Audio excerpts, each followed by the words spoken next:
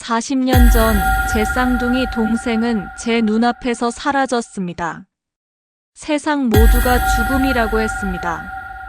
하지만 60대가 된 지금 이웃집에 사는 여자가 제 동생과 똑같은 얼굴, 똑같은 목소리, 그리고 무엇보다 우리 둘만의 끔찍한 비밀이 새겨진 손목 흉터를 가지고 있습니다. 이 여자는 나를 미행하는 가짜 동생일까요? 아니면 40년을 숨어 지낸 진짜 동생일까요? 이 소름 끼치는 진실이 이웃집 문 뒤에 숨어 있습니다. 제 삶은 40년 전 1985년 7월 15일 그 차가운 여름날에 영원히 멈춰 있습니다. 당시 저는 사춘기의 끝자락인 18살이었습니다. 미숙과 저는 태어날 때부터 모든 것을 공유했던 일란성 쌍둥이였습니다. 저희는 늘 함께였고 서로의 마음을 텔레파시처럼 읽었습니다. 저희는 이날 저희만의 비밀 아지트가 있는 뒷산 깊은 계곡으로 소풍을 갔습니다. 그 해는 유난히 마른 장마가 길었지만 그날 오후 2시경 하늘에 구멍이라도 뚫린 듯 폭우가 쏟아지기 시작했습니다.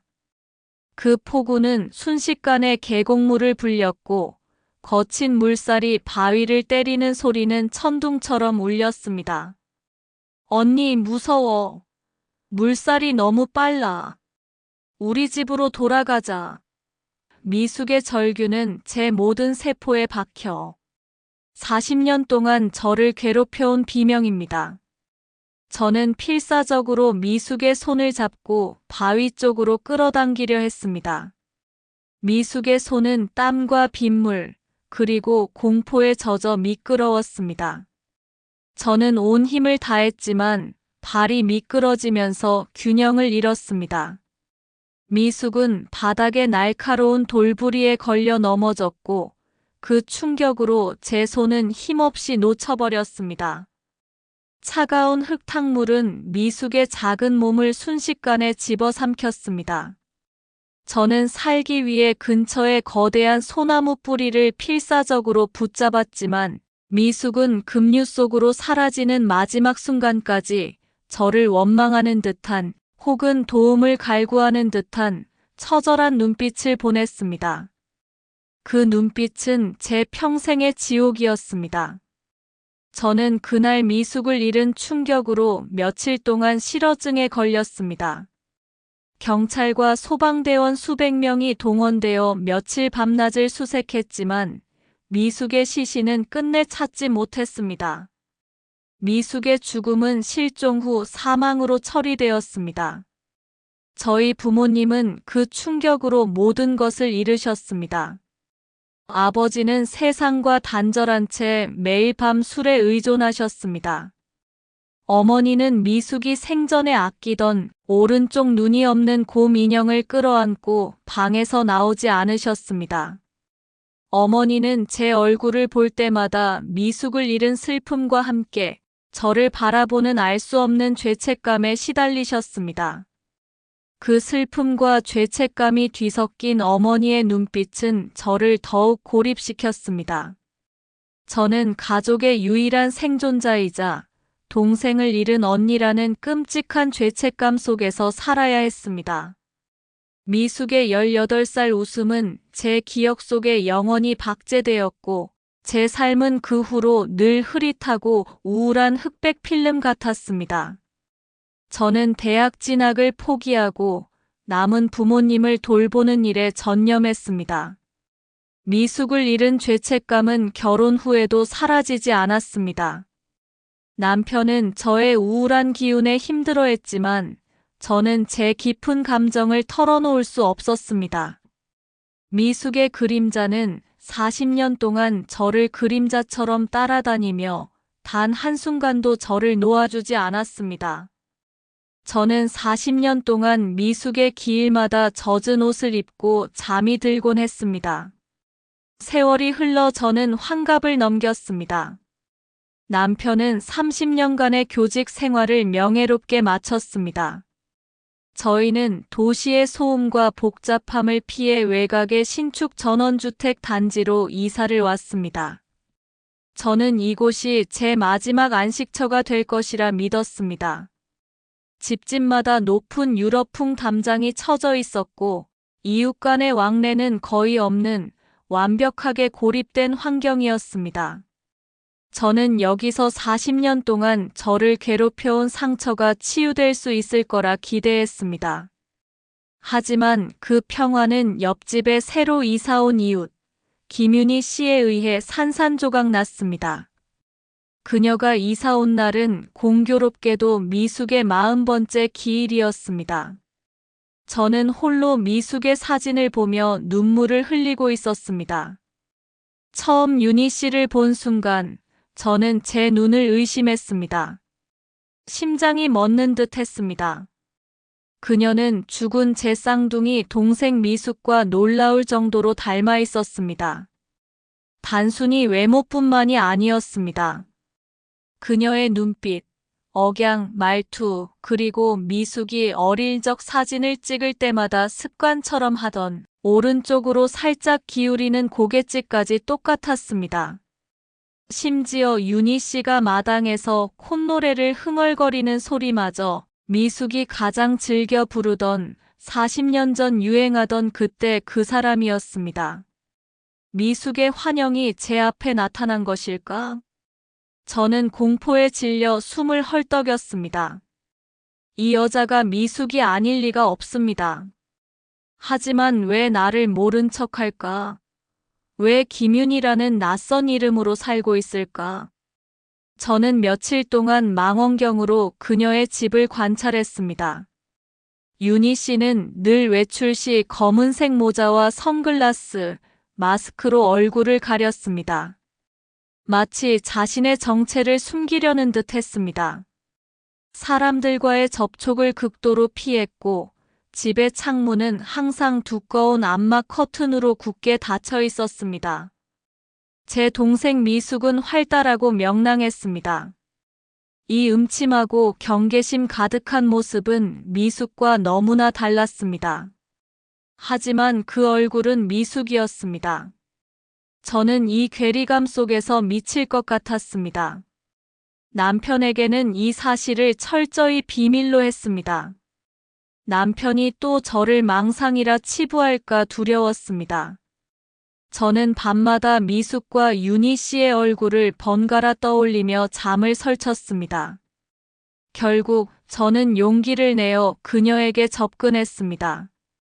저는 그녀가 마당에 버린 재활용 쓰레기 더미에서 오래된 필름통을 하나 발견했습니다. 안에는 현상되지 않은 필름이 가득했습니다. 저는 그 필름통을 조심스레 주머니에 넣고 윤희 씨에게 말을 걸 기회를 엿보았습니다. 다음 날 아침 저는 그녀에게 말을 걸었습니다. 윤희 씨가 정원에서 희귀한 푸른색 수국에 물을 주고 있었습니다. 저는 꽃에 대한 이야기를 꺼내며 자연스럽게 대화를 유도했습니다. 참 예쁜 수국이네요. 혹시 수국처럼 귀한 것을 잃어버린 적은 없으신가요? 윤희 씨의 표정이 순간적으로 굳어졌습니다. 저는 이때를 놓치지 않고 불쑥 물었습니다. 김윤희 씨 실례지만 혹시 오른손에 흉터 있으신가요? 제가 이렇게 직설적으로 물었을 때 그녀의 얼굴은 순식간에 창백해졌고 눈빛은 흔들렸습니다. 그녀는 떨리는 손으로 황급히 셔츠 소매를 내렸지만 이미 저는 확인했습니다. 오른쪽 손목 안쪽에 새겨진 콩알만 한 크기의 희미한 흉터. 그 흉터는 단순히 상처가 아니었습니다. 어릴 적 미숙과 제가 비밀 아지트를 만들다가 제가 유리 조각에 베었을 때 미숙이 장난기가 발동해 우리 영원히 함께라는 증표라며 자신의 손목에도 똑같은 위치에 상처를 냈었습니다. 우리는 이 흉터를 우리 둘만의 비밀 자매 표식이라고 불렀습니다. 제 손목에도 똑같은 흉터가 남아 있습니다. 이 세상에 이 비밀을 아는 사람은 저와 미숙뿐이었습니다. 40년을 숨겨온 이 비밀을 이웃집 여자가 가지고 있다니. 저는 확신했습니다. 김윤희는 제 동생 미숙이 틀림없습니다. 하지만 왜 나를 모른 척하고 왜 이웃으로 위장하고 있는 것일까? 그녀가 나에게 어떤 목적을 가지고 접근한 것일까? 저는 그날 밤 잠을 이룰 수 없었습니다. 결국 저는 윤희 씨가 잠시 집을 비운 틈을 타 그녀의 우편함을 몰래 뒤졌습니다. 그리고 그 안에서 또 다른 충격적인 단서를 발견했습니다. 최수진이라는 이름으로 온 금융 관련 우편물이었습니다. 그 우편물은 보험해지 통지서였고 계약자는 김윤희가 아닌 최수진이었습니다. 더 충격적인 것은 보험금 수령인으로 정미애라는 이름이 적혀 있었습니다. 그 정미애는 바로 제 이름이었습니다. 저는 이 여자가 저에게 보험금을 남기려 했다는 사실에 극도의 공포와 혼란을 느꼈습니다. 이 여자는 도대체 몇 개의 가면을 쓰고 살고 있는 것일까? 저는 다음 날 아침 몰래 가져온 필름통을 현상소에 맡겼습니다. 저는 윤희 씨가 미숙임을 확신하고 남편에게 모든 것을 털어놓았습니다. 남편은 여전히 저를 믿어주지 않았습니다. 여보, 미숙이 일은 잊어야 해. 제발 그만해. 당신 동생은 40년 전에 세상을 떠났어. 당신 정신 건강이 걱정돼. 남편은 저를 무시하고 있다는 생각에 저는 극도의 배신감을 느꼈습니다. 저는 진실을 찾기 위해 남편의 서재를 뒤졌습니다. 그리고 책장 뒤편에 숨겨진 작은 금고를 발견했습니다. 남편은 저에게 단 한 번도 금고의 존재를 알려준 적이 없었습니다. 저는 남편 몰래 금고를 열었고 그 안에서 충격적인 내용이 담긴 서류들과 함께 낡은 가족사진 한 장을 찾아냈습니다. 40년 전 사고가 나기 직전에 찍은 사진이었습니다. 사진 속에는 아버지, 어머니, 저, 그리고 미숙. 그런데 미숙의 옆에 낯선 젊은 여자가 한 명 더 서 있었습니다. 그 여자는 20대 초반의 미모를 가진 여인이었지만 저는 그 여자가 누군지 도저히 기억이 나지 않았습니다. 이 사진은 왜 남편의 금고에 숨겨져 있었을까? 저는 사진 뒷면을 살펴보았습니다. 그곳에는 희미하게 1985년 7월 10일 미숙 생일 파티 이웃집 박은주라고 적혀 있었습니다. 박은주라는 이름 그리고 이웃집. 저는 그 여자가 미숙의 친어머니일 수도 있다는 의심을 품었습니다. 제가 평생을 속아왔던 것일까? 미숙은 제 쌍둥이 동생이 아닐 수도 있었습니다. 남편은 왜 이 사진을 숨겼을까? 저는 남편이 제 기억을 조작하고 있었던 것은 아닐까 하는 의심을 품었습니다. 남편은 제가 미숙의 존재에 대해 의문을 품지 않도록 40년 동안 저를 감시하고 조종했던 것일까? 남편을 향한 믿음이 뿌리째 흔들리기 시작했습니다. 저는 현상소에서 필름을 찾아왔습니다. 필름 속에는 놀랍게도 40년 전의 낡은 사진들이 담겨 있었습니다. 그 중에는 금고 속 사진과 똑같은 배경, 똑같은 인물들이 등장하는 사진들이 있었습니다. 하지만 그중 가장 충격적인 사진은 갓난아기 때의 미숙과 제가 각자의 어머니에게 안겨있는 사진이었습니다. 그리고 사진 밑에는 부모님들의 필체로 미애와 미숙 1967년생 박은주 시댁 앞에서라고 적혀 있었습니다. 저는 그 사진을 들고 아버지의 유품인 오래된 일기장을 펼쳤습니다. 그 안에 적힌 진실은 제 머릿속을 폭파시키는 듯 했습니다. 일기장에는 40년 전 사고에 대한 충격적인 진실이 기록되어 있었습니다. 미애야, 미안하다. 사실 미숙이는 너의 쌍둥이 동생이 아니었다. 너는 어린 때부터 희귀한 혈액병을 앓았고 그 병의 치료제를 개발하던 의사가 바로 미숙의 아버지 박은주의 남편이었다. 그 의사와 그의 아내가 40년 전 사고로 세상을 떠나자 아내는 너의 병이 재발할까 두려워 미숙을 너의 동생이라 속이고 입양했다. 미숙은 너의 병에 필요한 유전적 요소를 가지고 있었고 미숙이 성장하는 과정을 지켜보는 것이 너의 병 진행을 체크하는 유일한 방법이었다. 그리고 미숙의 손목에 있는 흉터는 미숙이 태어날 때부터 가지고 있던 선천적 모반이었다. 그 모반은 내가 가지고 있던 병과 관련된 유전적 표식이었고 우리가 너의 건강 상태를 비밀리에 체크하기 위한 유일한 방법이었다. 너의 병을 고치기 위해 우리는 그 아이를 평생 속이며 키워야 했다. 미숙이가 그 사실을 알게 될까봐 두려웠지만 너의 목숨이 더 중요했다. 1985년 그날 미숙이가 사고를 당했을 때 나는 내 죄가 발각될까봐 단 며칠만 더 수색을 하도록 경찰에 은밀히 요청했고 결국 미숙의 시신은 영원히 찾을 수 없었다. 나는 너를 살리기 위해 미숙을 죽음으로 몰고 간 죄인이다. 저는 오열했습니다. 미숙은 제 동생이 아니었습니다. 제가 앓던 병을 치료하기 위해 제 곁에 온 부모님의 처절한 희생으로 탄생한 가짜 쌍둥이였습니다. 미숙의 손목 흉터는 저희 자매의 비밀이 아니라 제 병을 감추기 위한 부모님의 처절한 비밀이었습니다. 제가 40년을 찾아 헤맨 것은 동생이 아닌 제 목숨과 관련된 부모님의 거짓말이었습니다. 그리고 아버지의 은밀한 죄까지 알게 되었습니다. 저는 40년 동안 죄책감이 아닌 거대한 거짓말 속에서 살았던 것입니다. 저는 윤희 씨에게 모든 것을 털어놓았습니다. 윤희 씨는 제 이야기를 듣더니 고개를 끄덕였습니다.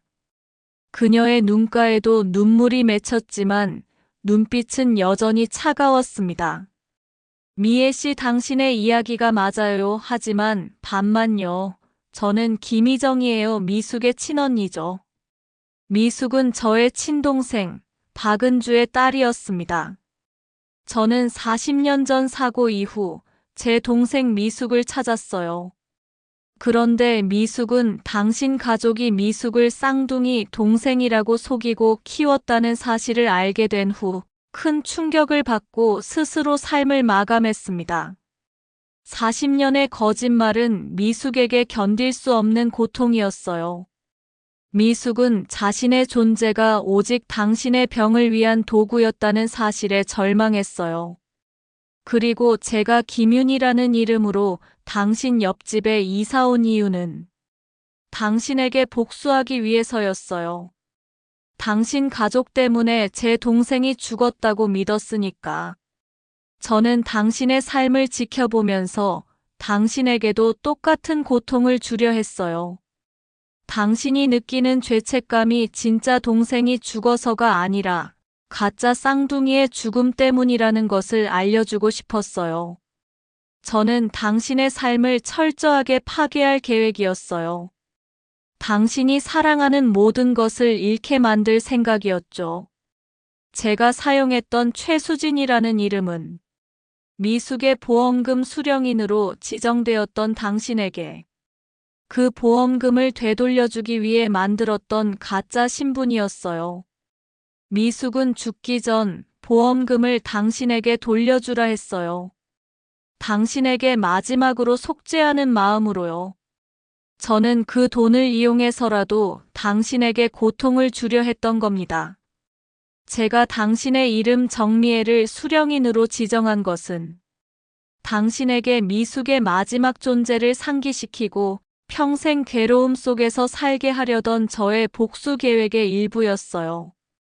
저는 당신이 미숙의 보험금으로 평생을 살아가면서 죄책감에 시달리게 하려 했어요.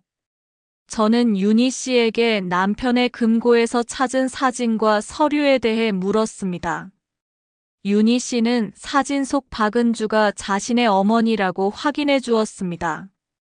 그때 남편이 퇴근 후 집으로 들어왔습니다. 남편은 윤희 씨를 보자마자 얼굴이 사색이 되었습니다. 남편의 눈빛은 두려움과 체념으로 가득했습니다. 김윤희 씨 아니, 희정 씨 당신이 아직도 여기 있었다니. 남편은 결국 모든 것을 고백했습니다. 여보, 미안해. 내가 그 사진을 숨긴 건 당신의 병 때문이었어. 미숙이 내 쌍둥이 동생이 아니라는 것을 알면 당신 병이 재발할까봐 두려웠어. 당신의 부모님은 돌아가시기 전 나에게 당신을 평생 지켜달라고 부탁했어. 내가 할 수 있는 건 이 거짓말을 영원히 지키는 것뿐이었어. 미숙이 너를 얼마나 아꼈는지 나는 알았어. 미숙은 당신의 병을 고치기 위해 희생되는 것을 오히려 기꺼워했어. 그리고 보험금의 진실은 미숙이 죽기 전 나에게 마지막으로 부탁한 것이었어요. 미숙은 자신이 당신의 병 때문에 희생되었다는 것을 알고 있었지만 당신을 미워하지 않았어요. 오히려 당신이 평생 죄책감에 시달리는 것을 안타까워했어요. 그래서 자신이 죽은 후 보험금으로 당신의 병을 치료하고 당신의 남은 삶을 편안하게 보내길 바랐어요. 나는 미숙의 마지막 소원을 지켜주고 싶었어. 그 보험금은 미숙의 마지막 사랑이었어. 내가 당신에게 이 모든 진실을 털어놓지 못했던 것은 미숙의 순수한 마음을 당신의 병으로부터 보호하고 싶었기 때문이야.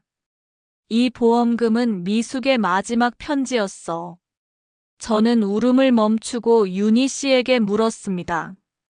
그럼 당신 손목의 이 흉터는 뭐죠? 우리 둘만의 비밀이라고 했잖아요. 왜 나랑 똑같은 흉터를 갖고 있는 거죠?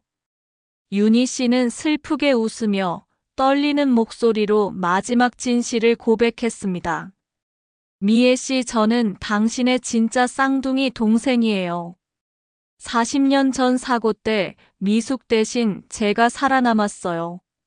미숙은 저 대신 당신의 집으로 갔고 당신의 동생이 되었어요. 저희 친어머니와 당신의 친어머니는 이웃사촌이었고 같은 날 아이를 낳았어요.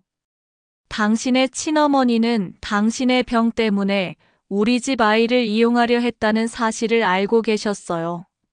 사고가 나기 직전 저희 친어머니는 당신의 친어머니와 아이들의 옷을 바꿔 입히셨고 당신을 저에게 맡기셨어요. 당신의 친어머니는 제 친부모님에게 이 아이가 미숙이다라고 속이고 당신을 맡기셨어요. 그리고 사고가 났고 당신의 친어머니와 제 친아버지가 돌아가셨어요. 미숙의 친부모님은 저를 딸 희정이라고 믿고 키웠어요. 그리고 당신의 부모님은 미숙을 딸 미숙이라고 믿고 키웠죠. 40년 전 강물에서 살아남은 아이는 당신이 아니라 바로 저였어요. 그리고 손목 흉터는 사실 제가 아니라 당신의 동생 미숙에게 있던 선천적 모반이었어요. 당신의 부모님이 그 흉터를 보고 제가 진짜 미숙이라고 믿게 만든 거죠. 저는 복수를 위해 그 흉터 위에 문신으로 똑같은 상처를 새겼어요. 당신에게 미숙이 살아 돌아왔다는 착각을 주고 싶었어요. 제가 당신의 진짜 쌍둥이 동생이었기 때문에 당신의 어린 시절 버릇까지 알았던 겁니다. 저는 당신에게 가장 가까운 곳에서 가장 큰 고통을 주려 했어요. 미숙은 끝까지 당신을 지키려 했지만 저는 당신을 파멸시키려 했어요. 용서해 주세요. 진짜 언니 40년 동안 저는 당신의 인생을 훔쳤다고 생각했어요. 하지만 이제 알았어요. 저는 당신의 쌍둥이 동생이었고, 우리 둘 다 피해자였어요. 40년 만에 마주한 진실은 지독한 비극이었습니다. 제가 40년을 찾아 헤맨 동생 미숙은 이미 세상을 떠났고, 제 진짜 쌍둥이 동생인 윤희는 복수를 꿈꾸며 40년을 타인의 삶을 살았습니다.